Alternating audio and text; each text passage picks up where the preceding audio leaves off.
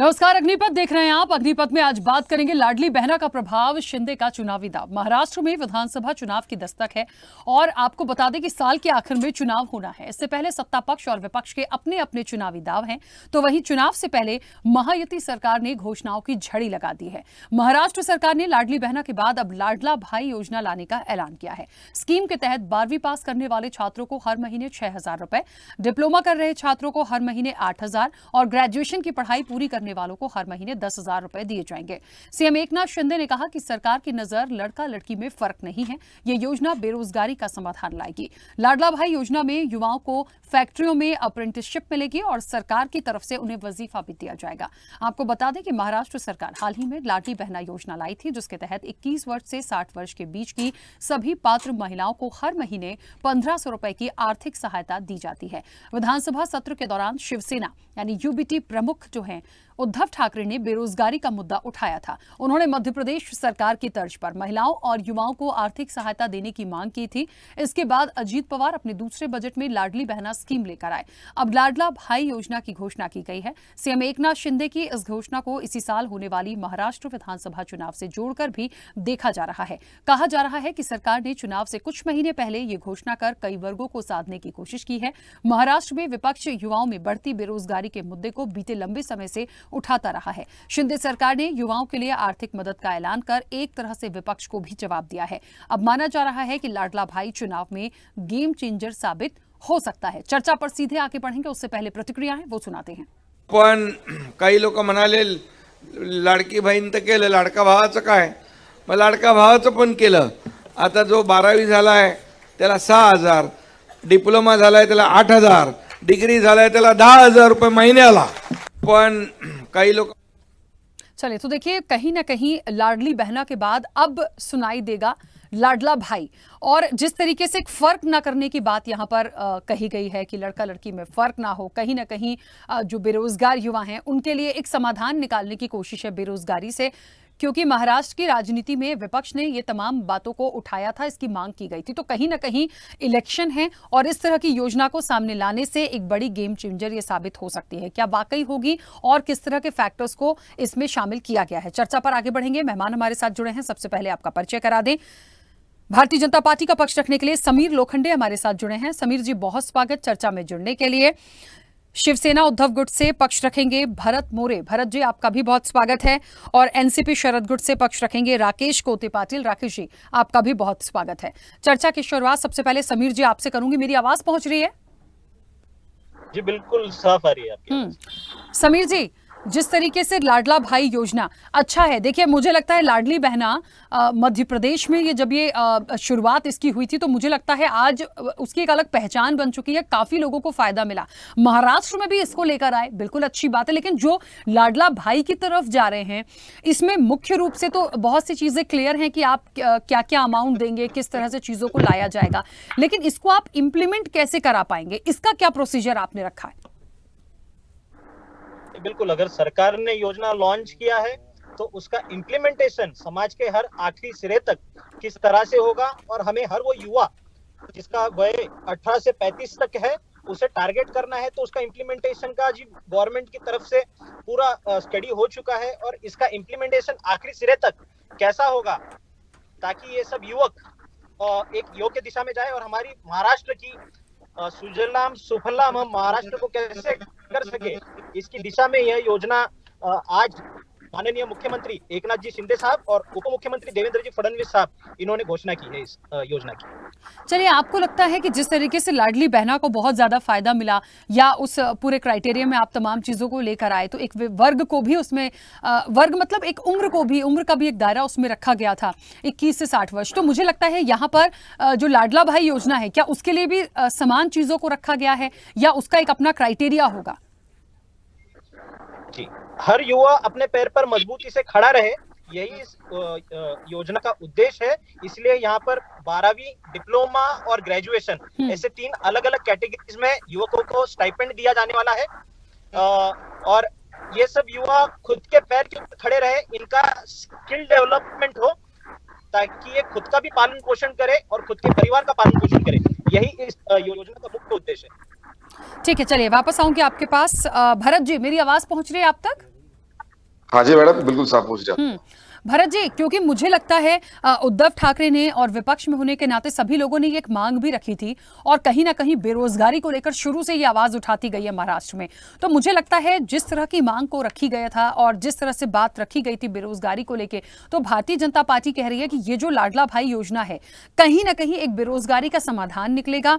Implement करने के लिए उन्होंने एक क्राइटेरिया रखा है कि ग्रेजुएशन को क्या है, डिप्लोमा को क्या है ना, 12th यदि किसी ने पास किया तो उनके लिए क्या है। तो आप इसको कितना सफल मानते हैं? और कहीं ना कहीं ये भी कहा जा रहा है कि इलेक्शन है तो ये एक बड़ी गेम चेंजर साबित हो सकती है। विपक्ष जिसकी मांग उठा रहा था उस पर बीजेपी का ये एक जवाब है।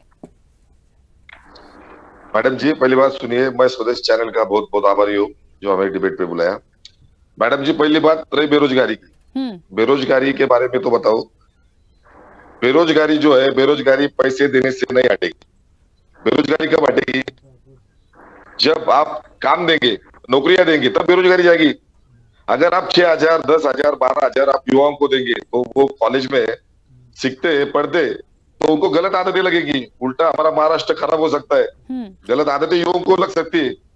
पैसे देने के बजाय आप पढ़ाई मुफ्त कीजिए ना। आप हमारे बहना को 1,500 रुपए महीना में क्यों दे रहे? उसको गैस फ्री कर दो, उसकी पढ़ाई फ्री करो। आप पैसे देने से आप हमारे महिलाओं को, हमारे युवाओं को आप आलसी बना रहे। ऐसे बनाने से, ऐसा होने से अगर आप पैसे देते रहे तो हमारे देश में अच्छे वकील, अच्छे इंजीनियर, अच्छे डॉक्टर, अच्छा सैनिक कब बनेगा? अच्छे अधिकारी कब बनेंगे? सब भारत पूरा आलसी हो जाएगा। मां सत्ता में हम कब जाएंगे? मैडम, ये सब गलत है। ये दावा नहीं, ये जुमला बांटी है। शुरू से ही हम कहते हैं ये जो नरेंद्र मोदी साहब है 2014 में सत्ता में आए, 15 लाख हर एक के खाते में डालेंगे। ये बोले हर साल में 2 करोड़ युवाओं को नौकरी देंगे। सब ये फेंकू बांटी है मैडम। ये खाली बस जो है फंसे हुए सब योजनाएं लाते हैं, बस घोषणाएं करते हैं, बिल्कुल कुछ करते नहीं। अब इनके गुट में जो गए, अब एकनाथ जी शिंदे, ये ठाकरे गढ़ से, ठाकरे से गद्दारी करके गए। ये खुद के पार्टी से नहीं रहे तो ये महाराष्ट्र के क्या बन सकते हैं? ये खाली जुमला पार्टी है, ये खाली घोषणा है। अभी बहन के बारे में किया, अभी भाई के बारे में किया, लाड़का भाई किया, अभी भांजे करेंगे, अभी नातू करेंगे, ये करेंगे, वो करेंगे, इसके लिए योजना करेंगे। तब तक विधानसभा चुनाव आ जाएगा, चुनाव हो जाएगा। इनको अपना पराभव दिख रहा है, ये चुन के आने वाले नहीं है, इसलिए ये खाली बस घोषणाएं कर रहे हैं। ये करेंगे, वो करेंगे। आप देखो, आप महिलाओं की कितनी भीड़ है मैडम। तहसील में देखो, तलाटी ऑफिस में देखो, वो जो अधिकारी है 50 रुपए ले रहे हैं। भ्रष्टाचार चालू है। भरत जी, ये आपका विपक्ष का दायित्व होगा कि वो जो इस चीज को अभी ला रहे हैं, जिस योजना की बात कर रहे हैं, इसको कितना इंप्लीमेंट करा पाते हैं, कितने लोगों का इससे फायदा मिलता है, ये आप लोगों को देखना है इस इलेक्शन तक। तो आपके पास भी बात रखने के लिए होंगी कि आप कहने के लिए तो लाते हैं योजनाएं, लेकिन धरातल पर कितनी सफल हुई ये आपको देखना है। मुझे लगता है ये बड़ा टास्क होगा इस इलेक्शन के लिए। खैर, वापस आऊंगी आपके पास। राकेश जी, मेरी आवाज पहुंच रही है? जी मैम। राकेश जी, किस तरह से लेते हैं? लाडला भाई योजना की बात हो रही है, कई सारे पॉइंट्स को इसमें रखा गया है और कहीं ना कहीं एक मैसेज देने की कोशिश है कि जिस तरह से लाडली बहना के लिए सोचा गया तो कोई फर्क नहीं है, लाडला भाई भी उसी तरह से लॉन्च करने की बात हो रही। मैम, पहली बात तो लाडली बहन योजना लाई है कुछ 8, 10, 15 दिन हो गए। वो भी लाडली बहन इनको 2.5 साल की सरकार बनने के बाद में इन्हें याद आया कि हमारी कोई लाडली बहन भी इस राज्य में रहती है। तो ये इनको याद इसलिए आया क्योंकि लोकसभा में इनको मुंह की खानी पड़ी है। अजीत पवार गुट हो, एकनाथ शिंदे गुट हो, बीजेपी हो, ये सब लोगों ने अपनी पूरी ताकत लगा के भी ये 17 सीटें यहाँ पे चुन के ला पाई है। और इनके बाद इनको जो तमाचा महाराष्ट्र की जनता ने दिया है, तो वो तमाचे की आवाज इतनी जोरदार थी कि इनको अपनी बहनें याद आ गई। और जब ये बहनें याद आई तो आप सोचिए, अक्टूबर में इलेक्शन होंगे महाराष्ट्र में। अभी जो बहनें उनको डॉक्यूमेंट्स के लिए लाइनों में लगा दिया, पहले नोटबंदी की वजह से लाइनें में लगी थी, अभी इनको ये 2 महीने ये रोजगार दे दिया और देंगे 1,500 रुपए। तो हमारा ये मानना है कि अगर देना ही है तो 2.5 साल पहले देना चाहिए। और अगर अभी दे रहे हैं तो लाडली बहनों के लिए गैस फ्री कराए, अपने लाडले भांजों का जो स्कूल फीस है वो ये माफ कर दे, ये 5 किलो राशन दे के लोगों को वहां पे लाइन में लगा रहे। अगर देना ही था, और अभी जो लाडला भाई करके ला रहे हैं, तो मुझे बोले लाडला भाई क्यों? 12वीं पास होने वाली हमारी लाडली बहन नहीं है क्या? तो लाडला भाई करके उसको 6,000 दिखाएंगे, किसी को ग्रेजुएशन के बाद 10,000 दिखाएंगे। मैम, एक छोटे से आंकड़े में जाऊंगा, अगर एक लड़का 6,000 रुपये 12वीं पास होने के बाद देंगे तो महाराष्ट्र में लगभग हर साल 15 लाख से ज्यादा लड़के ये 12वीं पास होते हैं। तो इनको महीने का 900 करोड़ रुपए और एक साल का लगभग 10,000 से 11,000 करोड़ रुपए महाराष्ट्र सरकार जो 12वीं पास होने वाले उनको देगी, ग्रेजुएशन वाले को 10,000 अलग देगी और 1,500 रुपए अलग देगी। तो मतलब ये महाराष्ट्र के बच्चे को भी अगर ये गणित हम दिखाएंगे, या दिखाने की जरूरत नहीं, सबको पता है कि एक बात तो ये दोनों पार्टियां अपने अपने घर वाले लोगों को धोखा देकर, उनकी पार्टियां उनके चुनाव चिन्ह छीनकर एक बीजेपी जैसे एक बहुत गलत तरीके से जो राजनीति कर रहे हैं उन लोगों के साथ एक धोखे से बनाई हुई सरकार ये पूरा महाराष्ट्र जानता है। तो इनसे वफादारी की एक तो अपेक्षा महाराष्ट्र की जनता करती नहीं। ये सब चुनावी जुमले, जैसे अमित शाह जी ने कहा था कि ये चुनावी जुमले होते हैं, 15 लाख के है। और एक दूसरी बात तो महाराष्ट्र गवर्नमेंट का ये मैं बहुत आभार व्यक्त करना चाहता हूँ, जो लाडला भाई योजना उन्होंने लाई। और अभी हमारे मित्र जो बीजेपी से समीर जी, उन्होंने कहा कि ये बेरोजगार युवकों के लिए एक मदद साबित होगी। तो इन्होंने ये तो माना कि 10-15 साल से जो नरेंद्र मोदी जी की सरकार है उसमें युवक बेरोजगार, ये तो इन्होंने माना। और अभी वो बेरोजगारी इनके इतनी ऊपर आ रही है कि इनको पता है कि आने वाली विधानसभा में इनका तीनों पार्टी का मिलकर पूरा सफाया महाराष्ट्र में होने वाला है। इसलिए बेरोजगार युवकों को ये 6,000 रुपए देके अपनी तरफ बुलाना चाहते हैं। लेकिन महाराष्ट्र की जनता, महाराष्ट्र का युवक बहुत ही ज्यादा सुलझा हुआ है और उसको पता है कि ये अपने घर के लोगों को धोखा देके आने वाले लोग हम लोगों से क्या वफादारी करेंगे। लाडली बहन बोलने वाले अपने ही बहन को बारामती में चुनाव में हराने के लिए कितने कोशिश कर चुके हैं, ये आप पूरे सबने देखा है, पूरे महाराष्ट्र ने देखा है। ठीक है, वापस आती हूँ राकेश जी। समीर जी कुछ कहना चाह रहे थे, अपनी बात रखिएगा, लेकिन देखिए बात वहीं आ गई। मुझे लगता है किसी योजना का विरोध नहीं होता, विरोध होता है उस चीज का कि आप उसको कितना सफल करा पाएंगे, आप उसका इंप्लीमेंटेशन कैसे करेंगे, आप उसकी भरपाई कैसे करेंगे। वो सारे पॉइंट्स ना क्लियर होने चाहिए, क्योंकि ये तो विपक्ष है देखिए, और ये तो बिल्कुल भी छोड़ने वाले नहीं है। और लोकसभा के बाद तो अब क्योंकि ईयर एंड में इलेक्शन होना है तो सभी लोग एकदम चार्जिंग मोड में नजर आएंगे। जी, सबसे पहले मैं आपको यही कहना चाहता हूँ, देखिए मेरे दोस्त अभी कह रहे थे, कुछ आंकड़ों की बहुत अच्छी बात कर रहे थे, तो आंकड़ों की बात करता हूँ और आपको तारीख भी बता देता हूँ कि 15 अगस्त को पहला इंस्टॉलमेंट लाडली बहन योजना का आने वाला है महाराष्ट्र की सारी उन मुख्यमंत्री और उप मुख्यमंत्री जी की बहनों का। रही दूसरी बात, ये पूछ रहे थे कि अभी इन्हें क्यों याद आया। भाई साहब, हमने कम से कम हमारी सत्ता में लोगों का फायदा करने का एक की तरह महायुति के जो नेता है राहुल गांधी, उनकी तरह हमने एक जुमला नहीं फेंका मार्केट में कि आइए लाइन लगाइए। क्या आप भूल चुके हैं वो बात? लोकसभा इलेक्शन के पहले राहुल गांधी जी ने कहा था कि उनके हर कोई कांग्रेस का उनका मैनिफेस्टो में था 8,500 रुपए वो देने वाले थे और बकायदा। लेकिन समीर जी, वो 8,500 तो तब मिलने वाले थे जब वो आते, जब वो सरकार में होते, जब महागठबंधन की सरकार बनती, तब खटाखट पैसे मिलते 8,500। इन्होंने इलेक्शन के पहले मैनिफेस्टो में ये बात जाहिर की थी, हमने बात जाहिर नहीं की है, हमने बात सीधा इंप्लीमेंट करी है। यही फर्क है हमारे में और इनमें, मैं यही बात आपको बताना चाह रहा था। और रही बात दूसरी, ये कह रहे थे कि लाडला भाई योजना सफल रहेगी नहीं रहेगी, आंकड़े की बहुत अच्छी बातचीत कर रहे थे। देखिए, उसके हर चीज के लिए क्राइटेरिया किया गया है, 12th का क्राइटेरिया किया गया है, डिप्लोमा स्टूडेंट का क्राइटेरिया किया गया है, ग्रेजुएशन स्टूडेंट का क्राइटेरिया किया गया है, और सीधा कैश हर किसी के हाथ में नहीं मिलेगा, जिसे हम स्टाइपेंड कहते हैं। समीर जी ठीक है, मैं समझती हूँ आपकी बात को, लेकिन मैं थोड़ा सा भरत जी की बात को इंक्लूड करके एक सवाल करना चाहती हूँ। किसी को, ठीक है, आपने 12th का एक क्राइटेरिया रखा, आपने डिप्लोमा के लिए रखा, ग्रेजुएशन के लिए रखा, अच्छी बात है, चलिए उनको मिलेगा, हो सकता है थोड़ा सा वो एक अच्छा फील करेंगे आर्थिक रूप से, लेकिन ये भी देखना पड़ेगा कि वो एक पढ़ने वाला वर्ग है। आप स्कूल स्टूडेंट को या ग्रेजुएशन वाले को यदि हम इतना अमाउंट पे कर रहे हैं, आप समझिएगा, या तो हम उनको जीवन भर पे कर रहे हैं, तो क्या वो अपने आप में कभी उतना आत्मनिर्भर बन पाएंगे, जीवन में कुछ कर पाएंगे? क्योंकि एक ये भी मानसिकता होती है कि ठीक है, कुछ करें या ना करें, ये पैसा तो हमारे पास आ ही रहा है। और प्रेजेंट में, वर्तमान में जो हमारे देश में युवाओं की स्थिति है, या आप देख लीजिए जो सिनेरियो बना हुआ है, मुझे बहुत ज्यादा बताने की जरूरत नहीं है कि किस दिशा में युवा कहाँ कैसे चले जा रहे हैं। सारे युवा एक ही दिशा में सही नहीं चलते हैं, तो बिगड़ने के लिए तो सर इतना ही अमाउंट बहुत है, आप समझिए। तो उस नजरिए से यदि विपक्ष का सवाल है तो उसके लिए भी एक लाइन आपको तय करनी पड़ेगी। नहीं, मैं आपको और विपक्ष को दोनों को एक चीज कहना चाहता हूँ, ये एक प्रोग्राम है स्किल डेवलपमेंट के अंतर्गत। इसके अंतर्गत उन्हें कंपनीज में जाकर, फैक्ट्रीज में जाकर उन्हें बकायदा जॉब करना है, उन्हें काम करना है, खुद का स्किल डेवलपमेंट, जैसा उनका खुद का रेज्यूमे बनेगा और फिर वो खुद का बायोडेटा बना करके और दूसरी कंपनीज में जाकर के अप्लाई करेंगे, तब तक के लिए ये स्टाइपेंड है। ऐसा इस योजना का स्वरूप है।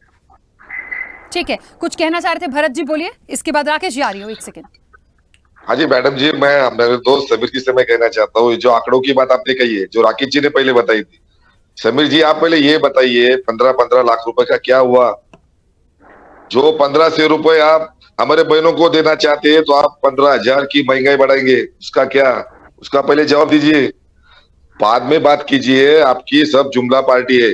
अभी ये उम्र में बच्चों को आप 8वीं 10वीं 12वीं ग्रेजुएशन वाले बच्चों को आप 6,000 10,000 रुपए देंगे। ये उम्र में बच्चे पढ़ाई के लिए पैसे यूज नहीं करेंगे, यूज करेंगे वो गलत तरीके से इस्तेमाल करने के लिए, वो पैसे वो इस्तेमाल करेंगे, नशा पानी के लिए वो पैसे इस्तेमाल करेंगे। ये बात है। आप स्टाइपेंड सुनिए, आप एक चीज के स्टाइपेंड और पॉकेट मनी, इसमें फर्क होता है। नहीं स्टाइपेंड है, नहीं समीर जी, पॉकेट नहीं, पॉकेट मनी तो देखिए, पॉकेट मनी के लिए हर बच्चे को मिलेगा ऐसा नहीं है। हर एक की परिस्थिति अलग अलग, कोई गरीब है, कोई श्रीमंत है, कोई मध्यम वर्गीय है। पॉकेट मनी के लिए बच्चा कुछ भी करता है, चोरी भी करता है, माँ को मारता भी, बहन को भी मारता है, पैसे के लिए कुछ भी कर सकते हो पॉकेट मनी के लिए। और ऊपर से सरकार उनको पैसे देगी। ये अपना देश, ये अपना महाराष्ट्र पीछे जाएगा। पहले ये कीजिए, एक तो आर्थिक निकष पे आर्थिक निकष पे शिक्षण पढ़ाई होनी चाहिए या फिर पढ़ाई फ्री करनी चाहिए। ये हमारी बात है। ठीक है भरत जी, एक सेकंड, राकेश जी भी कुछ कहना चाह रहे हैं। राकेश जी बोलिए। देखिए, जो हमारे मित्र ने अभी कहा कि राहुल गांधी जी के मैनिफेस्टो के बारे में बोला, भाई आपको ये पता होना चाहिए कि मैनिफेस्टो पहले इसलिए जारी किया जाता है कि सत्ता में आने के बाद हम वो चीज करेंगे। जब सत्ता आती तो हम ये पैसे दे के दिखाते, और कांग्रेस ने हो, एनसीपी ने हो, शरद पवार जी ने हो, इसके पहले भी लोगों को फायदा दिया है। आप महाराष्ट्र के हो, आपको अच्छी तरह से पता है। और इसीलिए लोकसभा चुनाव में आपके पार्टियों के मुंह में तमाचा मारने का काम महाराष्ट्र की जनता ने किया है। दूसरी बात, आपने बोला कि हमने चुनाव से पहले नहीं बोला, चुनाव के बाद में हम इम्प्लीमेंट कर रहे हैं। आपने चुनाव के पहले इसलिए नहीं बोला क्योंकि आपकी नीयत में देना नहीं था, लेकिन लोकसभा चुनाव के नतीजे देख के आपको ये देने की अभी जो जरूरत पड़ रही है, या आप अपनी विधानसभा की हार को सामने रख के ये कुछ प्रलोभन देने की बात कर रहे हो, तो ये महाराष्ट्र की जनता आपको, आपके नेताओं को, आपके पार्टियों को अच्छी तरह से जानती है। और आप ये विधानसभा में देखोगे कि आपकी पार्टी सफाई यहाँ पे हुआ दिखेगा। तो 3 महीने में क्या होगा आप बोलिए? अगर आप, मेरा ये कहना, आपका लाडला भाई है तो उन्हें जॉब दीजिए, और वो परमानेंट जॉब दीजिए। 3 महीने 6-6 हजार दे के उनका क्या होने वाला है? 3 महीने में ऐसा वो क्या कर लेने वाले बेचारे? तो ये क्या, ये सब चुनावी जुमले, और इसके पहले भी जुमले आपके बड़े बड़े नेता दे चुके हैं, अभी आपके छोटे छोटे नेता जुमले दे रहे हैं। ये जुमले महाराष्ट्र की जनता अच्छी तरह से जानती है। और अब ये लोकसभा चुनाव तो बस एक ट्रेलर था, पिक्चर आपको विधानसभा में दिखाई देगा। और उसके बाद में मैं विनती करता हूँ स्वदेश चैनल से, हमको एक बार तीनों को बुलाइए, समीर जी को बुलाइए, और कोई भी नेता होगा बुलाइए, शायद वो तब आपको। अभी लोकसभा में इनका गुब्बारा फटने से बच गया, अभी हवा जा रही थोड़ी थोड़ी, अभी विधानसभा में पूरी हवा चली जाएगी महाराष्ट्र से। चलिए, वो तो इलेक्शन में तो हम सभी जुड़ेंगे ही, क्योंकि महाराष्ट्र की सियासत में लोकसभा ने तो वाकई में बड़ा झटका दिया है। मैं थोड़ा सा जोड़ूं, ऐसी उत्तर प्रदेश में एक बड़ा झटका मिला था, तो उससे उबरने में भी वक्त लग रहा है। लेकिन ठीक है, तब तक के सिनेरियो क्या होंगे, और ईयर एंड में थोड़ा सा वक्त बचा है, तो कुछ महीनों में कितनी तस्वीर बदलेगी। समीर जी, एक चुनौती होगी लाडला भाई आप लोगों के लिए, या तो गेम चेंजर साबित हो जाएगी, जैसे मध्य, देखिए सब जगह की ना, हर स्टेट की एक स्ट्रैटेजी होती है। मध्य प्रदेश में लाडली बहना इतनी चली है कि नाम हो गया वहां पर, और महाराष्ट्र में भी आप ठीक है उसको लेकर आए हैं, और अब लाडला भाई ला रहे हैं, लेकिन वो कितनी सफल होगी, आप उसको किस तरह से इंप्लीमेंट कर रहे हैं, ये चुनौती आपकी है। जी बिल्कुल, हम इसे चुनौती की तरह ही लेते हैं, और हम शुरुआत से लेकर के अब तक 2014 से लेकर के अब तक भारतीय जनता पार्टी तथा पूरा एनडीए अलायंस, ये सिर्फ और सिर्फ योजनाओं के दम पर आज हम वापस तीसरी बार चुनकर आए हैं। ये बहुत कह रहे हैं कि लोकसभा में मुंह की खानी पड़ी वगैरह, ये सिर्फ इस क्षेत्र पुरता है। आपको एक मैं बात बताना चाहता हूँ, ये सिर्फ एक क्षेत्र। और रही बात आपने जो कहा कि उत्तर प्रदेश में भी जो हुआ, ये इन दोनों स्टेट्स में अगर आप देखोगे तो जातीय ध्रुवीकरण थोड़ा यहाँ पर हुआ है, और इस जातीय ध्रुवीकरण का भारतीय जनता पार्टी को एक प्रकार का नुकसान तो पहले नहीं होता सर, पहले तो भर भर के सीटें आती थी, महाराष्ट्र हो या कहीं भी हो, बदलाव हुआ है, इसको बदलाव कहते हैं। उन युवकों को इस जातीय ध्रुवीकरण के जाल में नहीं फंसना चाहिए। इसीलिए यहाँ पर युवकों के लिए एक प्रकार की योजना का आयोजन नियोजन माननीय मुख्यमंत्री तथा उप मुख्यमंत्री की तरफ से किया गया है। ठीक है, चलिए, क्योंकि समय की सीमा है और मुझे इस चर्चा को रोकना होगा। आप सभी का बहुत शुक्रिया इस चर्चा में जुड़ने के लिए। इस ईयर एंड में इलेक्शन है महाराष्ट्र में, लाडला भाई योजना कितनी सफल होगी, इसे भारतीय जनता पार्टी चुनौती की तरह ले रही है और करना भी होगा आपको, क्योंकि आप जो एक क्राइटेरिया इसमें लेकर आए हैं उसको कितना आप इंप्लीमेंट धरातल पर करा पाते हैं, ये देखने वाली बात होगी। तो क्या होगा ये देखेंगे आने वाले समय में। फिलहाल चर्चा में इतना ही। बने रहिए स्वदेश न्यूज के साथ, सबसे पहले देश।